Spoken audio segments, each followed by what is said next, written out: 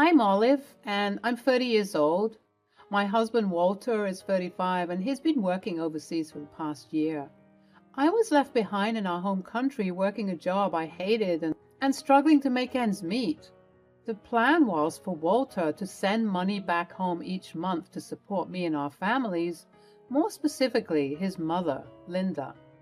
Initially, the decision to financially support his mother was a decision we made together. I was more than happy to take care of Linda in his absence. I loved that woman, but soon things took a turn for the worse. Instead of only sending her money once in a while, as was initially agreed upon, Walter started demanding that I send money to her every single month to support her. At first, even though I had slight reservations, I didn't complain about it. After all, Linda was family, and I was happy to help. But as time went on and as life and work got harder, sending money to Linda every month was becoming a challenge. When I told him that we couldn't afford to keep paying her every month, he would normally berate me, brush it off, and accuse me of being selfish and lazy. Growing up, I was always taught to be a good wife, to support my husband no matter what, and to always put my family first. But my resolve, as you can probably imagine, was slowly dissolving. I didn't care for the blatant rudeness and disrespect, but unfortunately I wasn't the type of girl who was taught to stand up for herself and demand that I be treated the way that I deserve, with respect and kindness. So, because I was unable to send over the money for some months, Walter would find out and he would call me and shout at me, telling me how I was a terrible wife and daughter-in-law for not supporting his mother. Even though Linda was okay with not receiving money every month, understanding how hard it was to juggle life and expenses, Walter was acting like I wasn't doing the best I could. One day, he even bashed me over the phone, telling me that I was useless and that I didn't care about his family. "Hello, Walter. How are you?" "I'm not doing so well, Walter." "Why? What's wrong?" "It's about the money you keep asking me to send to your mother." "What about it?" "You keep getting angry when I can't send it every month. You bashed me over the phone the other day, and I'm still upset over it." "Well, if you would just send the money on time, I wouldn't have to get angry, would I?" "But I can't always send it on time, Walter. I have bills to pay and other responsibilities." "Responsibilities? What responsibilities could be more important than taking care of my mother?" "I have a life too, Walter, and I can't keep living like this, always worrying about your mother's finances." "I can't believe you would say that. You're my wife, Olive. Taking care of my family should be your top priority." "And what about me, Walter? Don't I matter? Don't my feelings matter?" "Of course you matter, Olive. But right now, my mother needs our help." "I need your help too, Walter. I need you to understand how I'm feeling and to support me." And that was when it hit me. My husband, the man I loved and trusted, had betrayed me. He had put his mother's needs above mine and had made me feel like I wasn't good enough. But I wouldn't let him get away with it. I would seek revenge and make him pay for what he had done to me. As I struggled with my emotions, I couldn't help but feel a sense of betrayal. I had always supported Walter, through thick and thin, but now it felt like he had turned against me. I couldn't help but wonder if he had always felt this way, if he had always put his mother's needs above mine. But as I sat there, stewing in my anger and frustration, a new feeling began to emerge. Determination. I knew that I couldn't let Walter get away with treating me this way. I needed to take action, seek revenge, and make him pay for what he had done to me. At first, I wasn't sure how to go about it. I had never been the type of person to seek revenge, plot and scheme, and manipulate those around me. But the more I thought about it, the more I realized that I had no choice. I needed to stand up for myself, to show Walter that he couldn't treat me this way and get away with it. And so I began to plan.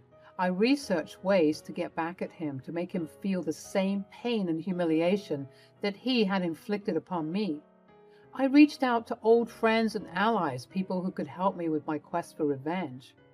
And slowly but surely, I began to feel a sense of purpose, of direction that I had never felt before. Looking back on that time in my life, I can't help but feel grateful for the experience. It was a difficult and painful journey, but it taught me so much about myself, about what I was capable of, and about the importance of standing up for oneself. And now, as I prepare to enact my revenge upon Walter, I know that I am stronger, wiser, and more determined than ever before. As I began to plan my revenge, I knew that I couldn't do it alone. I needed allies, people who could help me in my mission to take down Walter. And so I turned to Linda, my mother-in-law. Linda and I had always had a close relationship. She was kind, sweet, and loving, and she always appreciated everything I did for her. But I had never told her about the abuse that Walter had been inflicting upon me. I was ashamed and embarrassed and didn't want to cause any tension between her and her son. "Hello, Linda. I have something important to tell you, but it's quite hard." "What is it, honey?" "It's about Walter. He's been treating me terribly. He's been bashing me for not sending monthly allowance to you, and it's been taking a toll on me. I can't take it anymore." Linda's eyes widened in shock and concern. "Oh, my dear, I had no idea. Why didn't you tell me? I was afraid that it would hurt our relationship, but now I need your help. I need allies, people who can help me take down Walter and make him pay for what he's done to me." Linda nodded, her expression firm and resolute. "You have my full support, Olive. We will do whatever it takes to make things right, but first, I need more context." I began to relay more details about the fight that we had earlier, and as I got deeper and deeper into the story, Linda's eyes got wider and wider. She also got quite angry to find out that my husband Walter was treating me in such a horrid way. She was also slightly upset with me as I didn't come to her with this information earlier. I apologized and we cried together and consoled each other about our circumstances. As I delved deeper into the subject of verbal and emotional abuse that is happening, I realized that I had been foolish to keep it all a secret. Linda was more than happy to support me in any way she could, and she was outraged at the way Walter had been treating me. "Of course I'll help you, my dear. I'm so sorry to hear that Walter has been treating you this way. You don't deserve it. And I will do anything I can to help you. We need to teach that man a lesson." Over the next few weeks, Linda became my closest ally in my quest for revenge. She helped me gather information about Walter's whereabouts and habits, and she even provided me with some of the resources I would need to carry out my plan. But perhaps more importantly, Linda provided me with the emotional support that I needed to keep going.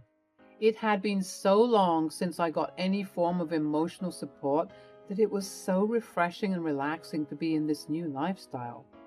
She listened to me when I needed to vent, and she encouraged me to keep going when I felt like giving up. And for that, I will always be grateful. As I sit here now, waiting for the final phase of my plan to unfold, I am filled with a sense of purpose and determination. With Linda by my side and my sights set on Walter, I know that I am capable of anything. And at the time, as I thought about the look on his face when he sees what I have in store for him, I couldn't help but smile. As Linda and I continued to plan our revenge against Walter, we knew that we needed to be smart about it. We needed to come up with a plan that would make him realize the error of his ways without causing any lasting damage to our relationships. And then, one day, it hit me. What if we went on vacation together, just me and Linda? We could take lots of lovely selfies and pictures and send them to Walter. It would show him that we were having a great time together, and maybe make him realize that he needed to be more loving and prioritize his marriage as well as his love for his mother. I love that idea, Olive. Let's do it. And we can make sure to take lots of pictures together to drive the point home. Over the next few days, we planned our trip with meticulous detail. We researched the best resort, the most picturesque spots, and the most delicious restaurants. We packed our bags with the perfect outfits, and we made sure to bring plenty of sunscreen and snacks. Even though we were already complaining about money, we knew that we both needed a break, and that life wasn't just about working yourself to the bone. This vacation would kill two birds with one stone. Linda and I would get closer and closer, and we would show Walter that this was what was meant by living, not working tirelessly to make money that you'll never enjoy. And finally, the day of our trip arrived. We boarded the plane with excited anticipation, knowing that we were about to embark on a journey that would change everything. But more than that, I knew that Linda and I had forged an unbreakable bond through our shared experience. And no matter what happened next, I knew that I would always have her by my side. Linda and I decided to take a trip to Bali. We spent hours lounging on the beach, drinking cocktails, eating delicious food. It was a much-needed break from the stresses of everyday life. I am so happy we could spend this time together, Olive. Thank you for taking me with you. Of course, Linda. You deserve to be spoiled every once in a while. I hope you're having a good time. I am having a wonderful time. You're such a good daughter-in-law, Olive. You're like a second mother to me, Linda. I'm glad we could take this trip together. But remember, we have to take lots of pictures to send to Walter. I want him to see how happy we are together. I want him to realize that he's being too hard on me and that he needs to be more supportive. Let's take as many pictures as we can. Yes, let's do that. We'll make sure to take pictures of us doing fun things and enjoying ourselves, and then I'll send them to him and he'll see what he's been missing out on. You're so smart, Olive. I'm sure he'll come around once he sees how happy we are together. I hope so, Linda. I do. As we sat on the beach, soaking up the sun and taking countless selfies, I couldn't help but feel a sense of satisfaction. This was it. This was the revenge I had been waiting for. And as we sent our pictures to Walter, I knew that he was feeling the sting of his behavior. Sadly, this vacation had to be short-lived, considering our funds were low. As much as we wanted to stay and enjoy some more, we couldn't do that.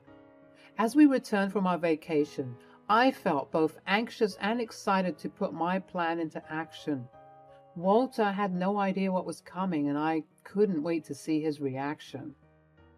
When I arrived home, I immediately set my plan in motion.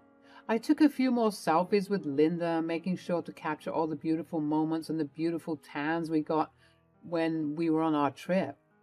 I then carefully selected the perfect photos, one where Linda and I were sitting on the beach holding hands and smiling. I knew this photo would get to Walter, and I couldn't wait to see his reaction. Are you ready to put this plan into action, girl? I was born ready. He needs to be humbled. That's the spirit. Now send him those pictures. I sent that picture to Walter, and I waited for him to see it. He saw it almost immediately, but there was no response. I proceeded to bombard him with many photos and videos we took on that trip, and that's when he called me. What the hell is this? Why did you send me this picture of you and my mother? I tried to remain calm as I replied. Well, Walter, I just wanted to remind you that I am your wife, and I deserve to be treated with respect. You've been bashing me for not sending money to your mother every month, but what about me? What about our marriage? Don't I deserve some attention too?